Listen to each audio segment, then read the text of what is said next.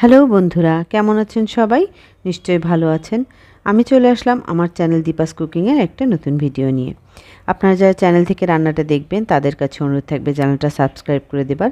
যারা পেজ থেকে ইনস্টাগ্রাম থেকে দেখবেন তাদের কাছে অনুরোধ থাকবে পেজটা ফলো করে দিবেন। ভালো লাগলে লাইক কমেন্ট শেয়ার করবেন। চলুন দেখে নেব আজকে কি কি লাগছে আমাদের রান্নাটা করতে। প্রথমে কড়াইতে তেল গরম করে নিয়েছি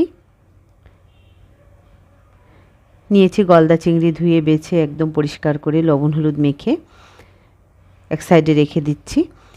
আধা ঘন্টা আগে আমি লবণ হলুদটা মেখে রেখেছিলাম।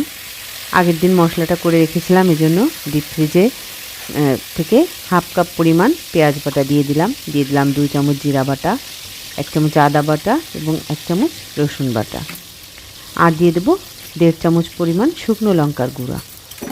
সব কিছু দিয়ে এবার সুন্দর করে মশলাটা আমি কষিয়ে নেব।